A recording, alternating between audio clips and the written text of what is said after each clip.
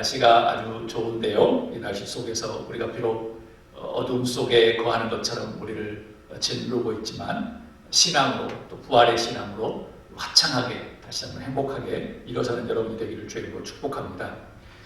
바울이 2차 전도여행을 신라와 함께 떠나게 됩니다. 그런 후에 그의 고향 동네인 길르기아 수리아에 들려서 교회들을 견고하게 세우는 일을 하였습니다. 그런 전도여행 중에 더베와 루스드라에서 디모데라는 신실한 제자를 만났습니다. 그런 극적인 만남들을 통해서 제1차 전도여행 중에 세웠던 교회들을 더욱더 견고하게 세우는 일들을 다시 하기 시작합니다. 바울은 아시아 지방에 전도하기를 아주 몹시 원했습니다. 그런데 성령이 아시아에 복음 전하는 것을 허락하지 않으셨다고 성경에 기록합니다. 바울의 전도팀 일행이 드로아에 내려갈 때에 저녁이 되어서 잠을 청하게 되었는데 바울에게 하나님께서 꿈과 환상을 주십니다. 사도행전 16장 9절 제가 읽습니다. 밤에 환상이 바울에게 보이니 마게도냐 사람 하나가 서서 그에게 청하여 이르되 마게도냐로 건너와서 우리를 도우라 하거늘. 밤의 꿈 가운데 마게도냐 사람, 지금으로 말하면 누구냐면 그리스 사람 한 명이 서서 바울에게 막 손짓을 하는 겁니다. 마게도냐로 와서 우리를 도와달라는 환상을 보았습니다. 바울의 마음은 계속 아시아를 향하고 싶었지만 성령께서 막으셨다는 거예요. 꿈의 환상으로 나타나서. 사랑하는 예배자 여러분, 이런 바울에게 나타난 그 환상을 여러분과 저도 볼 수 있기를 주님으로 축원합니다. 10절 말씀 제가 읽습니다. 바울이 그 환상을 보았을 때 우리가 곧 마게도냐로 떠나기를 힘쓰니 이는 하나님이 저 사람들에게 복음을 전하라고 우리를 부르신 줄로 인정함이로라. 바울이 그 꿈을 통해서 유럽의 관문인 그리스, 즉 마게도냐로 복음을 전하려는 것을 하나님의 뜻이라는 것, 그 복음을 전하는 것이 하나님께서 나에게 원하시는 것이라는 것을 알았습니다. 자신의 뜻과 목표가 아시아 쪽으로 가는 것이라는 것을 알았지만, 그리고 그것을 관철하기 위해서 기도했지만 하나님의 뜻을 이쪽으로 가라고 하니, 유럽으로 가라고 하니 그 뜻을 먼저 생각하고 인정하는 사람이 곧 바울 사도였습니다. 여러분, 하나님께서 꿈을 통해서 사인을 주실 때 비록 여러분의 생각은 다른 것이라 할지라도 그 사인에 순종하는 여러분이 되기를 주의 이름으로 부탁합니다. 여러분의 경험과 아집이나 여러분의 지식과 여러분의 생각들, 성격에 순종하는 것이 아니라, 그것에 따르는 것이 아니라 하나님의 말씀, 하나님의 사인에 순종하는 여러분이 되십시오. 하나님이 복음을 전하라고 길을 인도하시면 그곳에 부르심이 있는 줄로 인정하셔야 합니다. 그렇지 않으면 매우 많은 길을 고생하면서 돌아가야 될 것입니다. 11절 제가 읽도록 하겠습니다. 12절까지요. 우리가 드로아에서 배로 떠나 사모드라게에 직행하여 이튿날 네아폴리로 가고 거기서 빌립보에 이르니 이는 마게도냐 지방의 첫 성이요 또 로마의 식민지라 그 성에서 수일을 유하다가 바울과 실라 일행은 드로아에서 배를 타고 마게도냐의 첫 성인 빌립보에 입성했다고 말합니다. 한마디로 하나님의 환상을 받아서 유럽을 전도하는 아주 전환점이 되는 항구가 되었습니다. 이 드로아라는 항구는 고대 그리스 도시의 트로이 목마에서 아주 유명했던 곳입니다. 그런 트로이 목마로 유명했던 그 곳에서 한 10km 정도밖에 되지 않은 가까운 곳입니다. 바울의 일행들은 그 빌립보 성에서 수일을 지냈다고 기록합니다. 이 마게도냐 지역은 알렉산더 대왕이 다스린 나라로서 동쪽 아시아 그리고 서로 유럽을 향하여 정복전쟁을 하기에 아주 용이했던 곳입니다. 빌립보 도시는 알렉산더 대왕의 아버지 이름을 따서 만든 도시입니다. 성서 당시에는 로마의 식민지가 되었습니다. 그래서 아주 중요한 도시겠지요. 로마 시대에 옥타비아누스라는 장군이 있었는데 그는 줄리어스 시저의 양아들이었습니다. 이 빌립보 시는 옥타비아누스 장군이 줄리어스 시저를 암살했던 그 브루투스를 물리친 간지테스 계곡이 있는 곳이랍니다. 줄리어스 시저가 원로원에게 사람들에게 칼에 찔려 죽으면서 브루투스 너도냐? 라고 말한 그 유명한 일화를 들어보셨을 것입니다. 그 브루투스를 패배시킨 곳이 바로 빌립보 지역입니다. 그래서 옥타비아누스 장군이 로마의 황제가 되면서 승리의 기쁨으로 빌립보 시민에게 선물을 주었는데 그 선물이 무엇이냐면 그리스 땅이지만 로마의 시민권을 전부 다 부여합니다. 형벌 면제권, 그리고 탐험권, 퇴역 장군들에게 농장을 하사하면서 이곳을 아주 발전시켰습니다. 그래서 예전부터 유럽을 정복하기 위한 아주 중요한 관문이었고 그 다음에는 또 로마의 시민권을 부여하는 어떤 그런 곳이었죠. 이런 정치적 시대적 배경이 있었던 곳에서 이해하시면 사도행전 1을 말씀이 아주 쉽게 이해될 것입니다. 즉 나름 번성한 도시였다는 것입니다. 13절 제가 읽습니다.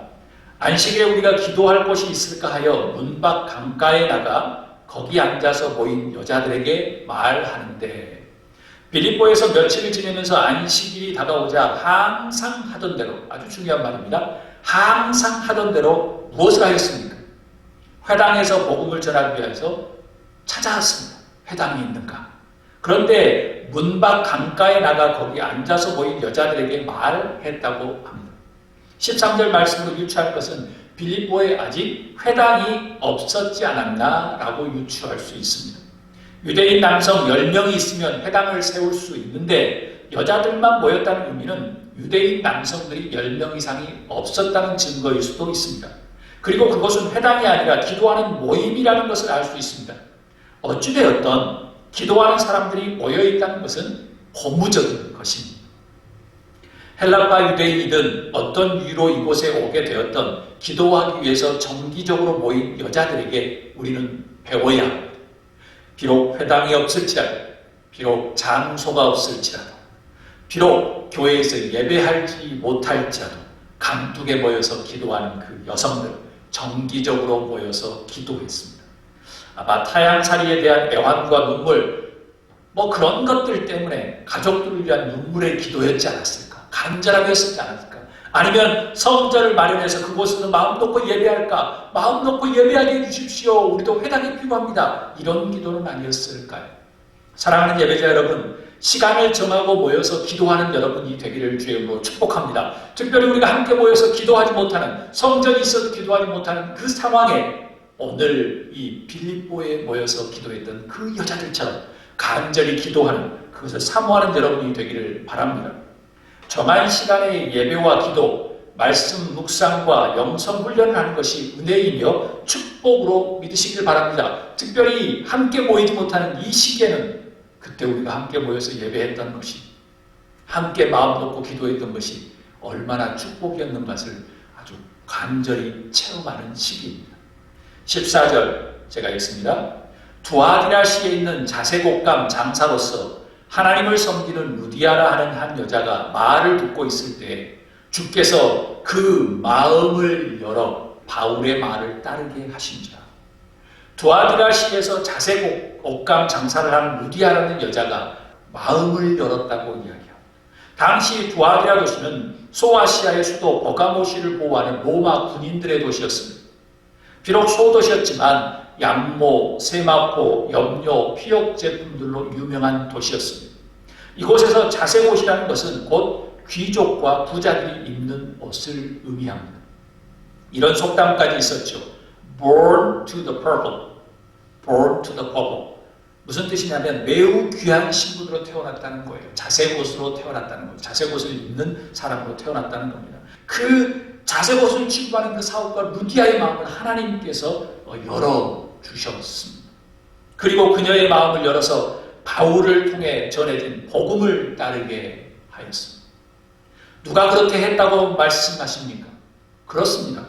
하나님께서 하셨습니다. 여러분, 하나님의 말씀을 들을 때 마음을 열어달라고 기도하시기를 바랍니다. 하나님의 말씀이 들어오지 않는 것은 지금 하나님께서 우리와 함께 하지 않는다는 증거입니다. 루디아의 마음을 하나님께서 열었고 바울의 말을 따르게 하였다고 성서는 기록합니다. 여러분, 오늘 이 영상 예배를 통해서 여러분의 마음이 열리는 것은 하나님께서 함께 하시는 증거이고, 마음이 열리지 않는 것은 우리의 예배가 무의미한 예배가 되어지는 겁니다. 하나님의 은혜가 임하여 여러분의 마음이 열릴 수 있기를 주님으로 부탁합니다. 마음이 열리지 않으면 우리의 예배와 기도와 묵상과 죄자의 삶은 모두 nothing, in vain, 헛수고가 되기 때문에 그렇습니다. 15절 제가 읽습니다. 그와 그 집이 다 세례를 받고 우리에게 청하여 이르되 만일 나를 주 믿는 자로 알거든 내 집에 들어와 유하라 하고 강권하여 머물게 하니라.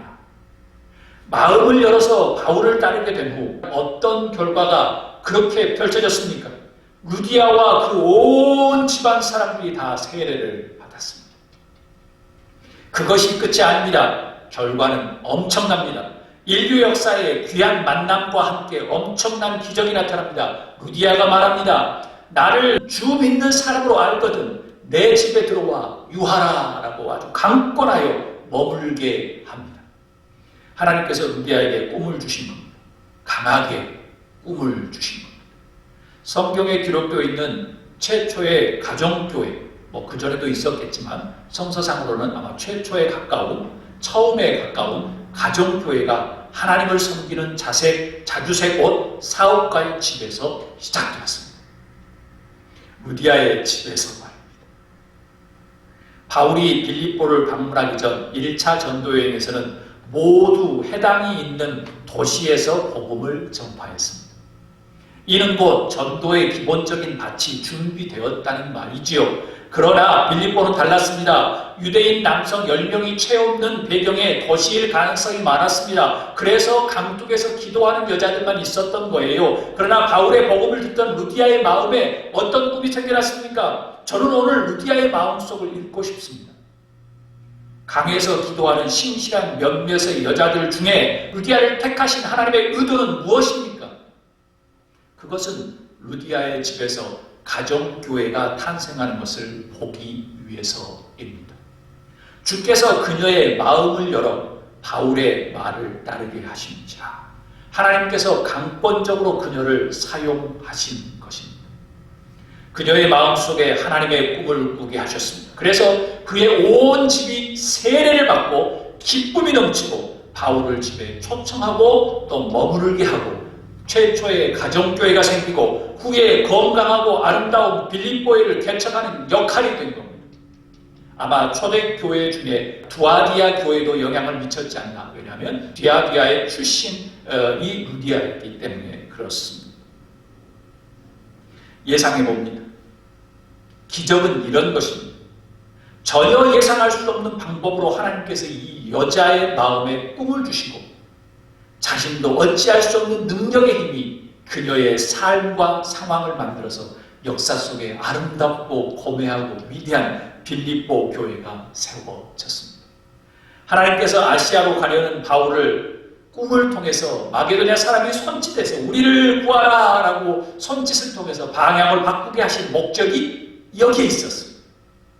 자주색 옷 사업가인 루디아를 통해서 빌립보의 교회를 세우게 하신 것입니다. 여러분에게 물질을 주신 것, 여러분을 이곳에 부르게 하신 것은 목적이 있습니다. 여러분이 잘 먹고 잘 살고 여러분들끼리만 그렇게 하는 것이 아니라 하나님께서 목적이 있으실 것입니다.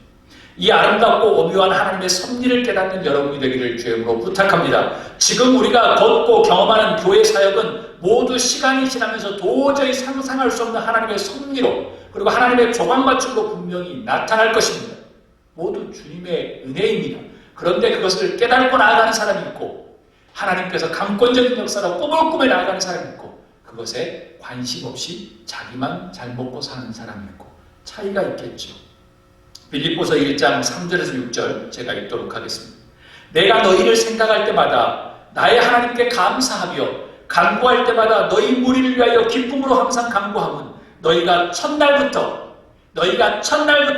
이제까지 복음을 위한 일에 참여하고 있기 때문이라. 너희 안에서 착한 일을 시작하신 이가 그리스도 예수의 날까지 이루실 줄을 우리가 확신하노라. 아멘. 너무나도 멋진 말씀입니다. 사랑하는 여러분, 여러분 안에 착한 일을 시작하신 이가 누구십니까? 하나님이십니다. 아니면 돈과 명예와 지식과 경험입니까? 하나님이셔야 합니다. 그렇지 않으면 우리의 인생은 무의미한 것이 됩니다. 세상적으로는 성공해 보일지라도 여러분이 교회와 함께 꿈을 꾸는 것, 여러분 자신의 꿈을 꾸는 것, 가족과 직장과 사업을 위해서 꿈을 꾸는 것, 이 모든 것들을 시작하신 이가 다름 아닌 하나님이십니다. 오늘의 말씀은 우리에게 약속하신 그리스도 예수의 날까지 이루실 줄을 확신하노라. 여러분, 주님이 주신 꿈을 절대 포기하지 마십시오. 반대로 더욱 하나님의 착하신 꿈을 꾸십시오. 세상적인 어둠의 꿈이 아니라 하나님이 주시는 착한 꿈을 꾸십시오. 그것이 이루어지도록 기도하십시오. 빌립보서 2장 13절, 너희 안에서 행하시는 이는 하나님이시니 자기의 기쁘신 뜻을 위하여 너희에게 소원을 두고 행하게 하시나니. 빌립보 교회는 루디아라 하는 한 여인의 꿈을 통해서 가정교회로 시작되었습니다. 비록 외모는 작을지 모르지만, 남자들처럼 싸움을 잘하거나 그런 것도 아니지만, 더 높은 직분을 가지고 있는 사람들도 아니지만, 더 그런 것도 많지만, 착한 꿈을 꾸는 영적인 거인이었던 그 루디아 한 여인을 하나님은 택하셨습니다. 여러분의 인생 가운데 하나님께서 감권적으로 역사하시는 그 작은 꿈일지라도 그 꿈을 꾸는 신앙의 거인이 될 수 있기를 주님으로 축복합니다. 착한 일을 시작하신 그 주님의 뜻을 쫓아서 그 꿈을 이루어질 때까지 기도하며 포기하지 않고 정말 주님의 길을 걸어가는 여러분과 제가 될 수 있기를 주님으로 축복합니다.